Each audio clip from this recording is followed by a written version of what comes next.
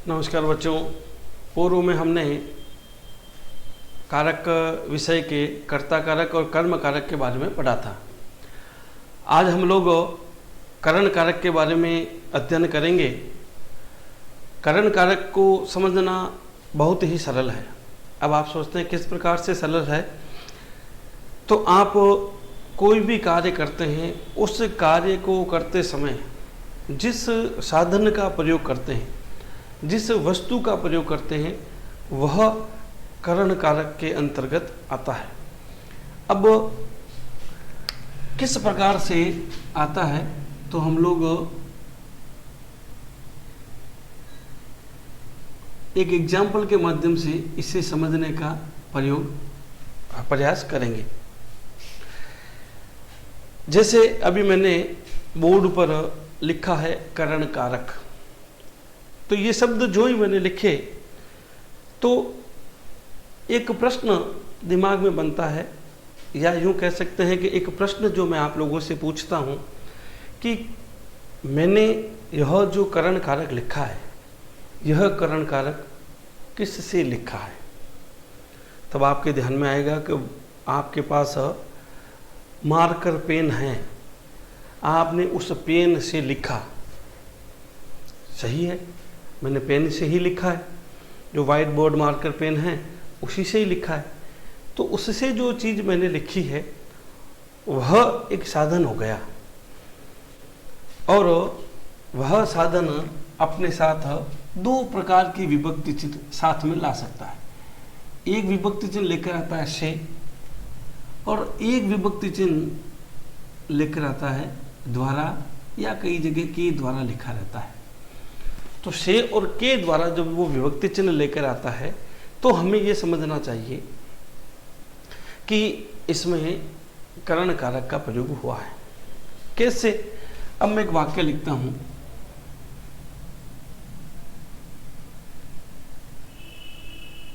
अध्यापक जी पेन से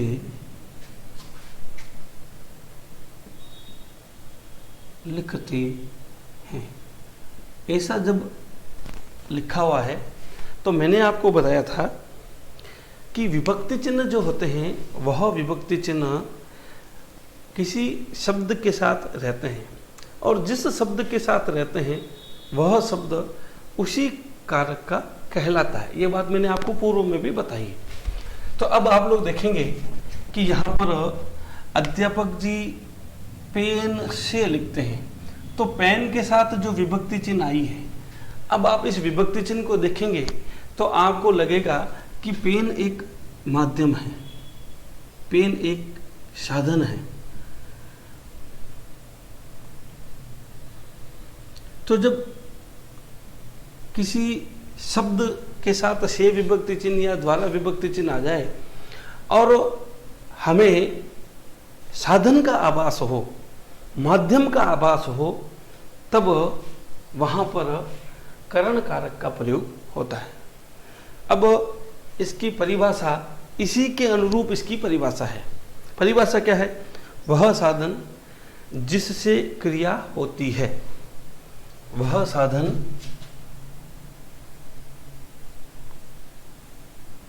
साधन जिससे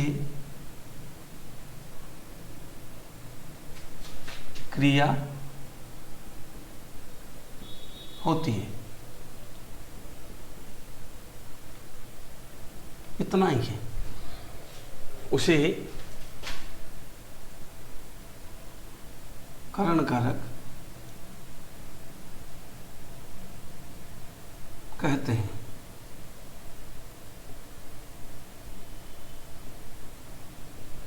इतनी सी बात है। साधन, ये साधन है, ये पूरा का पूरा इसके एक साथ आ गया। साधन होने की वजह से कारक कौन सा हो गया? करण कारक हो गया। दूसरा, एक चीज और मैं लिखता हूं, वह बस के द्वारा आएगा। कई बार बस से आएगा तो भी ठीक है, तो कहने का मतलब क्या होगा, बस के द्वारा आएगा। तो यहाँ के द्वारा शब्द लिखा हुआ गया। ये के द्वारा शब्द किसके साथ लिखा हुआ है, आप कहेंगे बस के साथ लिखा हुआ है। तो जो ही आप इस चीज़ को देखते हैं तो आपको लगता है कि बस एक माध्यम है, बस एक साधन है, साधन से आ गया। तो जहाँ साधन के आने का बोध होता है, साधन के आने का आभास होता है, तो वहाँ पर विभक्ति चिन्ह कौन सी लगती है, करण कारक लगती है। अब आप लोग क्या करते हैं, घर में तो रहते ही हैं, माँ चाकू से सब्जी काट रही है। अब आप इसको तो आसानी से समझ सकते हैं कि माँ चाकू से सब्जी काट रही है। तो काट रही है क्रिया को किस साधन से किया जा रहा है, आप कहेंगे चाकू से। तो चाकू से जब लिखा हुआ गया, इसका मतलब यहाँ चाकू क्या हो गया, चाकू एक साधन हो गया, क्रिया को करने का एक माध्यम हो गया। जहाँ पर क्रिया को करने का माध्यम होता है, जहाँ क्रिया को करने का साधन होता है, वहाँ पर करण कारक का प्रयोग होता है। आप लोग इसका स्क्रीनशॉट लीजिए, 3 उदाहरण भी आप लोग अपनी कॉपी में नोट डाउन कीजिए।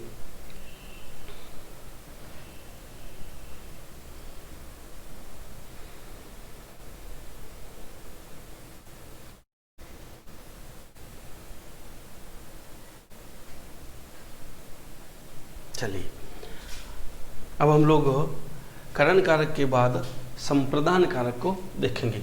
ये जो चीज़ मैंने आपको बताई है, आगे से कारक चिन्ह से आपके सामने एक और प्रश्न बनेगा और जिज्ञासा भी होगी, उसका समाधान भी हम लोग अभी करेंगे। चलिए,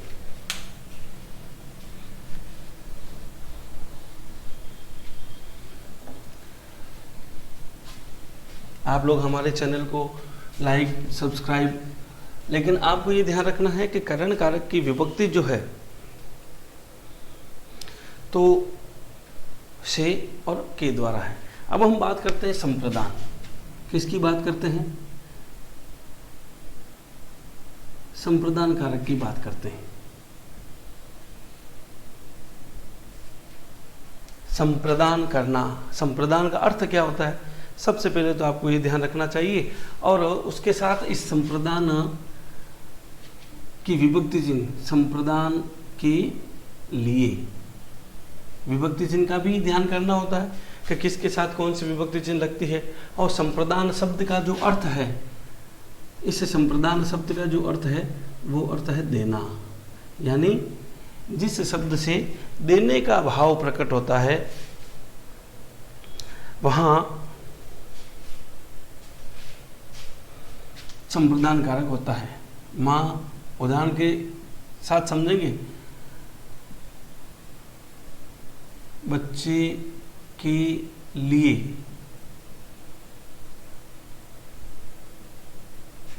दूध लेकर आई। तो स्वाभाविक ये दूध तो देना ही है, इसीलिए लेकर आई है। तो देने का यहाँ भाव हो गया।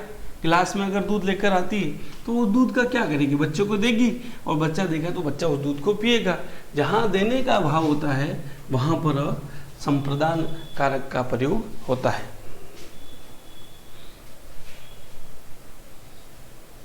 विकास ने या विकास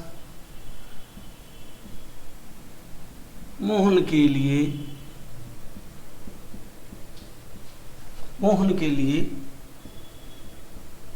कार लाया। विकास मोहन के लिए कार लाया, ऐसा लिखा हुआ है।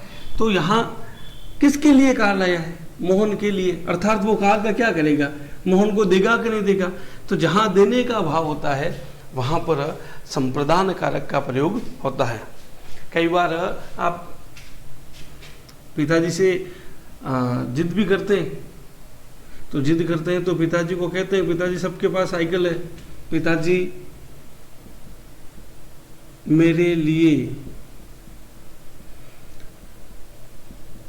साइकिल लाए, तो मेरे लिए लिखा हुआ गया। तो पिताजी साइकिल लेकर आएंगे तो क्या करेंगे, घर में तो रखेंगे नहीं, देंगे तो आप ही को ना। तो जहाँ देने का भाव होता है वहाँ संप्रदान कारक का प्रयोग होता है। अब हम इसकी परिभाषा लिखते हैं। जब वाक्य में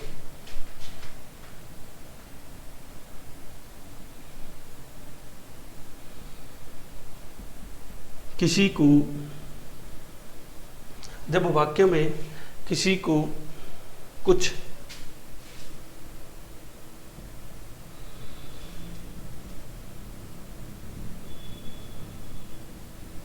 दिया जाए, कुछ दिया जाए। अभी मैंने आपको एक एग्जांपल दिया था, एक एग्जांपल और देख सकते हैं। वह व्यापार के लिए धन देगा, कुछ लिया जाए या किसी के लिए कुछ किया जाए।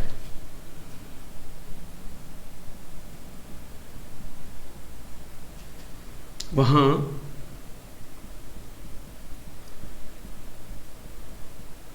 संप्रदान कारक होता है। अब ये चीज आपको समझनी है। परिभाषा देखिए, जब वाक्य में किसी को कुछ दिया जाए, तो यहां मोहन को गाड़ दिया जा रहा है, लेकिन एक बात और आ गई, किसी के लिए कुछ किया जाए, किसी के लिए कुछ किया जाए, तब भी संप्रदान कारक का ही प्रयोग होता है। आप लोग उदाहरण लिखिए, इसका स्क्रीनशॉट लीजिए और हमारे चैनल को लाइक कीजिए, सब्सक्राइब कीजिए।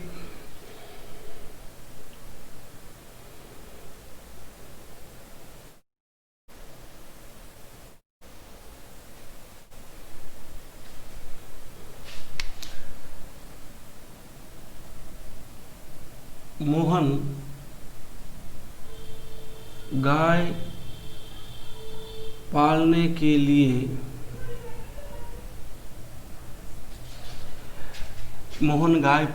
लिए बाड़ा कह सकते हैं, या गाय के लिए जो घर होता है,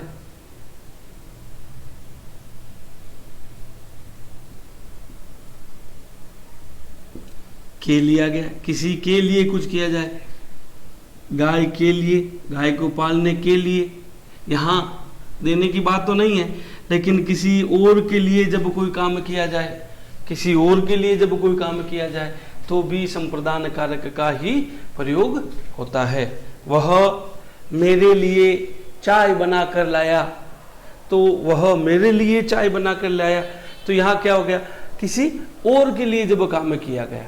वह मेरे लिए बस्ता लेकर आया, तो वहाँ दूसरों के लिए जब काम किया जाता है, वहाँ पर भी अब पिताजी मेरे लिए साइकिल लेकर आए, तो मुझे देने के लिए लाई, यहाँ पर भी देख लीजिए। तो जब इन दोनों भावों को किन्हीं शब्दों के माध्यम से प्रकट किया जाता है, तो वहाँ संप्रदान कारक का प्रयोग होता है। आगे हम लोग पढ़ेंगे अपादान कारक। अभी मैंने आपको कुछ देर पहले एक बात कही थी कि आपके मन में एक जिज्ञासा भी बनेगी, और वो जिज्ञासा अब बनने वाली है। किस प्रकार से बनने वाली है वह चीज आप देखिए। पहले मैंने आपको जानबूझ के नहीं पढ़ाया था, क्योंकि फिर वहां कन्फ्यूजन हो जाती है। करण कारक को पढ़ लिया तो अपादान कारक को पढ़ने में सुविधा रहेगी।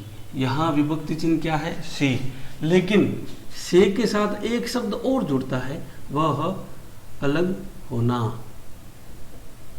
जहां से विभक्ति है और वहां अलग होने का भाव है, तो वहां संप्रदान कारक, करण कारक न होकर अपादान कारक का ही प्रयोग होगा। अब किस प्रकार से अपादान कारक का प्रयोग होगा, तो आप लोग देखिए, एक चीज में लिखता हूं, राम गाड़ी से राम गाड़ी से आया। एक तो ये लिखा हुआ है, ये चीज आपको समझने आसानी से पड़ेगी और थोड़ा ध्यान लगाना पड़ेगा। दूसरा वाक्य लिखा, राम गाड़ी से उतरा। आप लोग समझ रहे हैं, दो वाक्य लिखे, दोनों ही वाक्य एक जैसे दिख रहे हैं, केवल फर्क कितना है, क्रिया का ही फर्क है। एक जगह आया लिखा हुआ है, एक जगह उतरा लिखा हुआ है।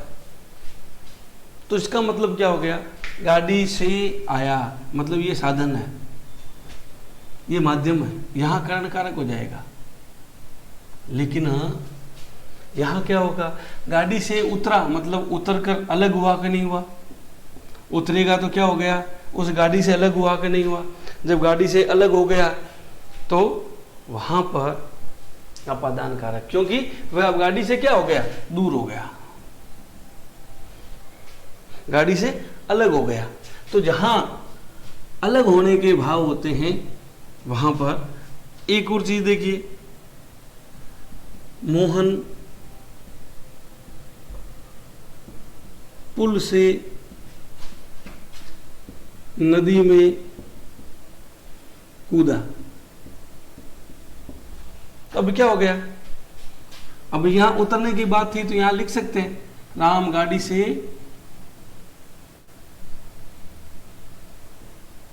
प्लेटफॉर्म पर उतरा, मोहन पुल से नदी में कूदा। तो यहां क्या हो गया, पुल से। अब ये तो है नहीं कि पुल साधन है, क्योंकि वो अगर कूद रहा है तो वहां पुल से वो क्या हो रहा है, अलग हो रहा है। और जहां अलग होने के भाव होते हैं वहां पर अपादान कारक का प्रयोग होता है। तो यहां लिखा हुआ है, जिस वाक्य में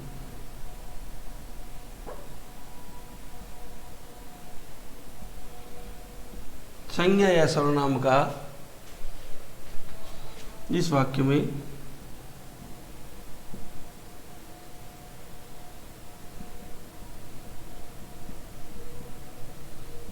के किसी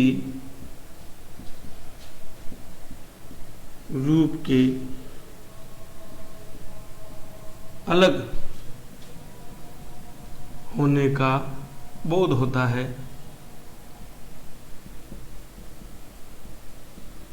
वहां अपादान।